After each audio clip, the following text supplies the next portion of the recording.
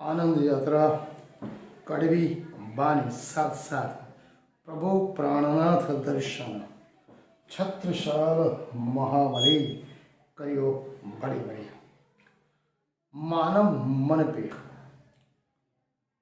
कलयुग का प्रभाव। इसके हम 6 एपिसोड में कलयुग का प्रभाव मानव मन पे कैसा है उसके बारे में हम 6 एपिसोड में आपको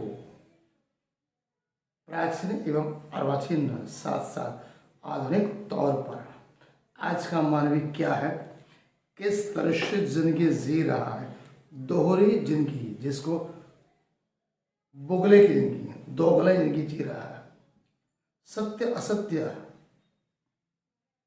जिंदगी कैसे जी रहा है उसके बारे में विस्तार पूर्वक समझाएं।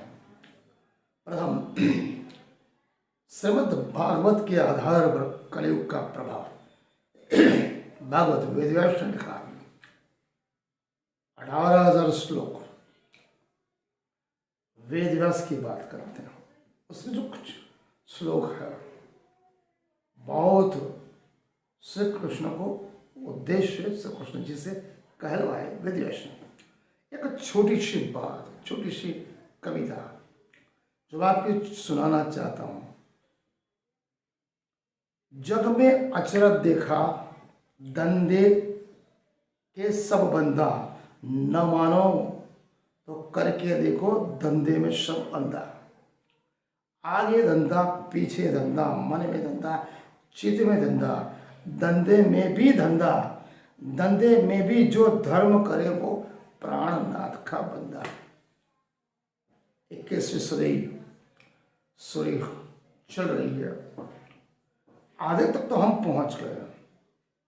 ये आज से 5,000 साल पहले महाभारत के बाद भागवत कथाकार वेदव्यास जी बहुत बड़े धर्मज्ञ नगनारी जन सत्य वचन थे। उन्होंने कलिकाल के प्रारंभ में भविष्य में आने वाले कलिकाल में मानव मन मनुष्य के जीवन पर क्या असर पड़े उस बारे में भागवत के 12वें स्कंद में कलयुग का प्रभाव मनुष्य के हृदय मंत्र आत्मा में कैसे रहेगा, कैसा बनेगा, कैसा रहेगा उसके बारे में सचोट भविष्यवाणियां की। 12वें स्कंद 2 अध्याय प्रथम श्लोक में कहते हैं सत्य शिवानुदीन धर्म सत्य शौच दया क्षमा कालीन बलिया राजन नंद क्षण यात्रु बल स्मृति में। हे राजा, वो परीक्षित को उद्देश्य कहते हैं कलयुग की जैसे जैसे आवर्ता बढ़ती जाएगी समग्र ब्रह्मांड में 8 प्रकार की उत्कृष्ट रचना परब्रह्म परमात्मा ने जो मनुष्य के लिए दी है, जो समग्र ब्रह्मांड को कंट्रोल करती है, जिसके तहत धर्म और ब्रह्मांड टिका हुआ है। 8 पदार्थ धीरे धीरे क्षीण होते जाएंगे, नष्ट-नाबूद होते जाएंगे। वो अगर 8 में से एक भी चला गया, कलयुग में तो सभी चले जाएंगे, तो पूरा ब्रह्मांड प्रलय की कगार पे खड़ा होगा। पहले आएगा धर्म, सत्य, पवित्रता, क्षमा, दया, मनुष्य की उम्र, आवर्ता, बल और स्मरण शक्ति। ये 8 चीज धीरे धीरे कलिकाल के प्रभाव से नष्ट-नाबूद होते जाएंगे। शास्त्रकारों ने महान ज्ञानी जनों ने भी लिखा है धर्मो रक्षति रक्षति। अगर मानव धर्म का रक्षण करता है तभी धर्म हमारी रक्षा करे, ऐसे हमारे शास्त्रकार कहते हैं। लेकिन हम धर्म और धर्म के कार्य के प्रति इतने संवेदनशील नहीं, बिल्कुल बेदरकार, केयरलेस, इतने बेफिक्र हो गए हैं जैसे किसी भी इंसान को अगर टीबी ट्यूबरकुलोसिस जो दम का रोग लगता है उसका शरीर क्षीण होता जाता है, इसी तरह मानव हृदय मन तन आत्मा में से धर्म धीरे धीरे क्षीण होता जा रहा है। मनुष्य के हृदय मन तन पर कलिकाल का जो प्रभाव है उसे धीरे धीरे धर्म को क्षीण कर दिया, नेस्तनाबूद कर दिया। पहले जब मंदिरों में सुबह शाम सेवा पूजा अर्चना काम दान भजन कीर्तन होते थे, पूरे हृदय मन तन आत्मा से निष्ठा से प्रमाणिकता से पूरे नैतिकता से पूरे तन मन धन समर्पण से, आज वो चीज नहीं है। पिछले कुछ सालों से, पिछले कुछ वर्षों से मंदिर में भगवान की आरती हो रही है, सेवा पूजा हो रही है, मंदिर में भक्त कम भिखारी ज्यादा है। मांगने वाला भी कगार मंदिर के बाहर भी है, मंदिर के अंदर भी है। पुजारी अकेला है, गिने चुने 2-4 भक्त, बाकी 90% मंदिर के बाहर जो बैठने के जो कुर्सियां लगाई होती है, होटलें होते, वहीं पर इंसान बैठता है, मोबाइल खेलता है, गोष्ठियाँ लगाता है, गपाटे हाँकता है। अब पहला जैसा नहीं, ऐसा नहीं है कि हमारे हिंदुस्तान में ऐसा है। पूरे समग्र ब्रह्मांड में कहीं भी दुनिया में कहीं भी जाओ, एक स्कॉटलैंड छोटा सा कंट्री, एसेसन 1569 से लेके 1773 तक 144 वर्ष तक वहाँ का जो चर्च था, ख्रिस्तियों का चर्च, उस चर्च का उपयोग जो इंसान चोरी और गुनाह करता है उस कैदियों को रखने के लिए किया जाता था। उसी तरह उत्तर अमेरिका में एक चर्च था जिसका उपयोग टोल नाका, जकात नाका के लिए कहा जाता था, ट्रांसपोर्ट के लिए। इसलिए ऐसा नहीं है मंदिर में, चर्च में, गुरुद्वारा में और मस्जिद में वहाँ प्रभु के प्रार्थना के लिए, भजन कीर्तन एवं नमाज के लिए वो चीज़ का उपयोग हो तो अच्छा रहता है। क्योंकि इन मनुष्य को शांति केवल 2 ही जगह मिलती है, या तो मंदिर में या तो स्मशान में। स्मशान मनुष्य का अंतिम घर है, मंदिर वो चीज है मनुष्य अपनी सभी आपाधापी चिंताएं आत्मा पे छोड़ता है परमात्मा पे। लेकिन आज क्या कलिकाल का प्रभाव क्या है, हमारे सभी कोई भी धर्म, हिंदू मुस्लिम सिख ईसाई, सभी के धर्म भावना क्षीण होती जा रही है। महात्मा गांधी जी स्वयं कहते हैं, धर्म हमारे जीवन से अलग नहीं, जीवन ही हमारा धर्म है। बिना धर्म का मनुष्य का जीवन एक पशु के समान है। धर्म मन हीना पशु भी समान है, ऐसा गांधी जी कहते हैं। हमारे एक मित्र है वैष्णव, वैष्णव संप्रदाय है, वैष्णव है, अपने आप को कहते हैं मैं वैष्णव। नरसिंह मेहता में वैष्णव जंतो जेने दे करिए पीड़ पाए जाए। नरसिंह मेहता अपन तक असक्ष्य थे, ये कृष्ण के प्रति उनके जो प्रेम था, माधुर्य लक्षणा भक्ति से उत्कृष्ट रक्षा परम पद पर वो गए। मीराबाई भी गई, संत कबीर गए, संत दास, संत दयाराम गए, गुरु ग्रंथ साहब के महामदर्शी प्राणनाथ जी महाराज गए। लेकिन वो वैष्णव होने के बावजूद मंदिर में जाते तो है, टीला टिकवा सभी करते हैं, लेकिन आचरण नहीं करते हो। वैष्णव धर्म के नीति नियम सिद्धांत कुछ नहीं पालते, वही मटन मच्छी गुटखा खाते हैं। कहने का तात्पर्य दिखावे के वैष्णव धर्म के नीति नियम को पालते। उसी तरह हमारा दूसरे मित्र है स्वामीनारायण संप्रदाय के भी है।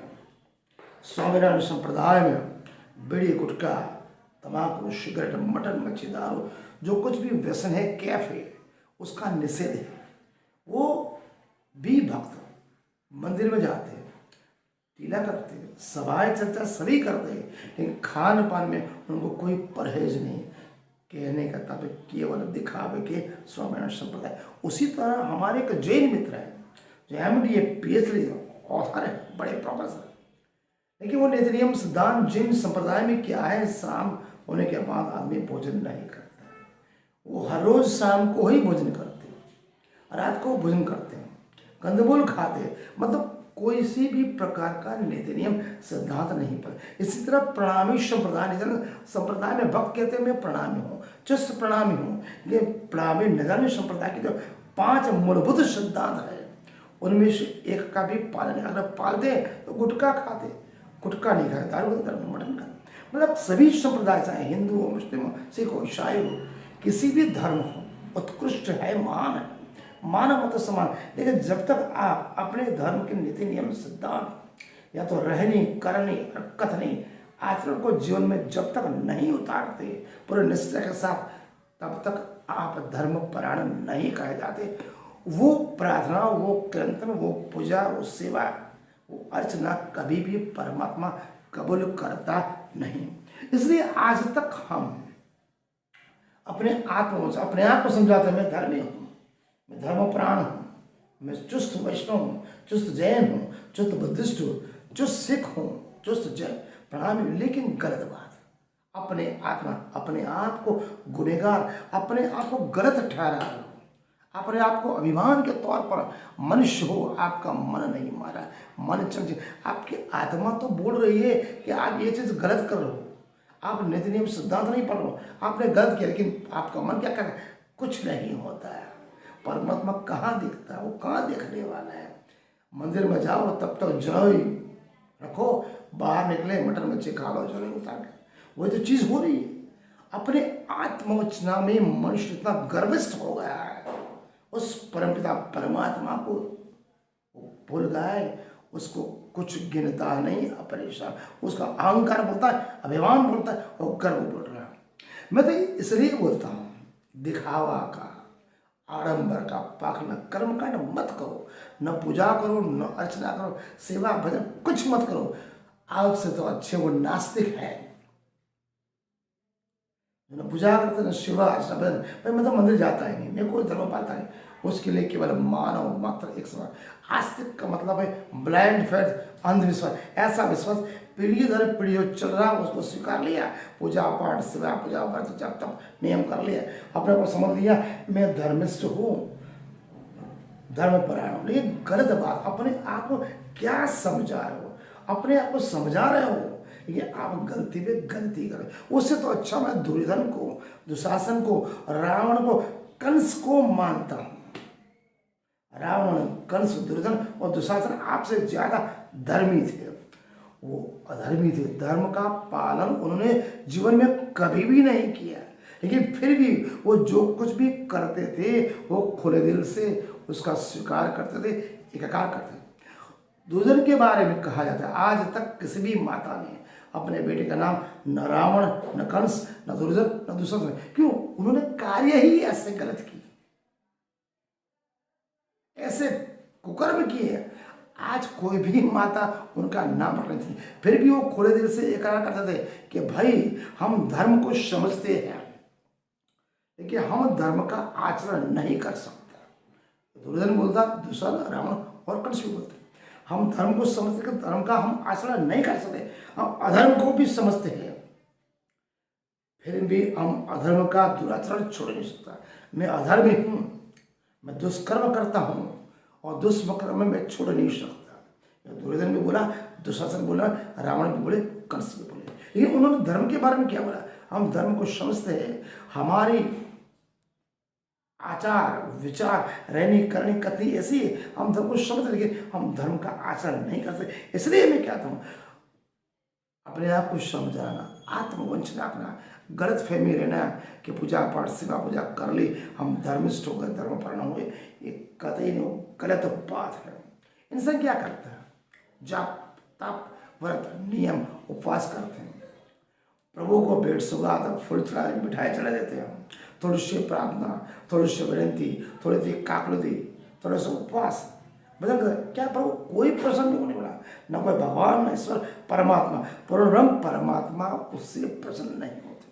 अपने आसपास देखो, आपके आपके आसपास में, आपकी आरजुओं में, आपकी सेवा में, आपकी प्रार्थना में, आपके कीर्तन में कैसे शब्द का प्रयोग आपने किया, कैसे किया, किस तरह से किया, कैसे हाव भाव से प्रभु को बच रहे हो, वो उसकी कीमत कुछ भी नहीं। उसकी कीमत कौन करेगा? अंदर जो बैठा है वो करेगा, वो जड़ मूर्ति नहीं करने वाली, वो ब्रह्मांड का विश्व नियंता वो करने वाला।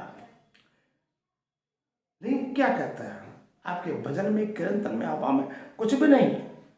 व्यक्ति के आचरण में, उसके रहने में, करने में और कथनी में क्या है, वो परमात्मा देखता है। आप कौन सी भाषा बोल रहे हो, किस तरह से बोल रहे हो, उसे कोई कीमत नहीं, आपके व्यक्तित्व की कीमत है। आपका भाषा, हृदय, मन, तन के अंतर के आत्मा कितने डिपली से ऊंडाण से वो प्रभु परमात्मा देखता है।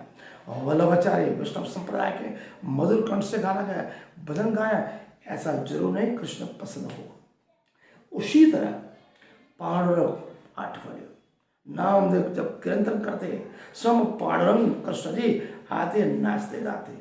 ऐसा नहीं कि उनके ताल पुरुष थे, उनके भाव में खुमारी थी, अभिमान था, उनका जीवन दिव्य था, आचरण शुद्ध था, रहने शुद्ध थी, करने शुद्ध थी। मानव मात्र एक समान था, कभी नात जात ऊंच नीच अमीर गरीब से परे उनका। जब तक आपके जीवन में दिव्यता, आचरण में शुद्धता, रहने में शुद्धता, करनी कथनी में शुद्धता नहीं आती, आपकी भजन कीर्तन सेवा में खुमारी नहीं आती, तब तक परमात्मा आपसे प्रसन्न होने वाला है। परमात्मा को काकलुदी भीख मांगना, मजबूर करना, वरंतियां करना पसंद नहीं, खुशामद पसंद नहीं, दीनता पसंद नहीं, लाचारी पसंद नहीं। परमात्मा केवल प्रेम का भूखा है। प्रेम ही परमात्मा, परमात्मा ही है। परमात्मा के लिए आपके हृदय मन आत्मा में वीर और वेदना प्रकट नहीं होनी चाहिए। इसलिए कहते हैं दुर्योधन के कंपैरिजन में हम बिल्कुल निचले तौर पर आते हो। हमसे दुर्योधन बहुत बड़ा है, अधर्मी है, कहता है मैं दुराचारी हूँ, अधर्मी हूँ, लेकिन खुले दिल से इकरार करता है। हम खुले दिल से किसी भी चीज़ का इकरार नहीं करते, मतलब जाने अनजाने में हमारे मन में पाप है। इसलिए कहते हैं दिन प्रतिदिन कलयुग का मनुष्य तन पे क्या प्रभाव है वो हमने पाना। परिणाम स्वरूप हम ये कहते हैं जो धर्म तो उसका धाड़ के ऊपर थे। आज का अध्याय हम आगे समझाएंगे। जो कुछ भी करो खुले दिल से करो, पूरे हिम्मत दृढ़ श्रद्धा आत्मसमर्पण खुमारी से करो, लाचारी से नहीं, गर्विष्ठ से करो, अभिमान से नहीं, वरिष्ठ से करो और प्रेम से करो, दीनता से नहीं, खुशामद से नहीं। प्रभु से अगर मांगना है तो परमात्मा जो तू कुछ भी कार्य कर उसका थोड़ा सा अंश दे। परमात्मा सबके लिए समान है। जब तक आपके हृदय मन तक आत्मा में मानव मात्र एक समान, प्राणी मात्र एक समान, नात जात ऊंच नीच अमीर गरीब से परे आप नहीं हुए, आपका जीवन शुद्ध नहीं हुआ, आपका आचरण शुद्ध नहीं हुआ, आपका हृदय मन तन आत्मा शुद्ध नहीं हुआ, आपके रहने करने कथनी में भाव नहीं आया, परमात्मा के लिए प्रेम और खुमारियां नहीं आई, तब तक परमात्मा आपको पसंद नहीं करेंगे, परमात्मा आपका साथ नहीं देंगे, संगात नहीं देंगे। आज का अध्याय हम यहाँ पूर्ण करते हैं। आपने मुझे संत से सुना और चुने भी, कुछ गलतियाँ हो तो क्षमा करा, कमेंट में आप मुझे बता सकते हो। प्रणाम।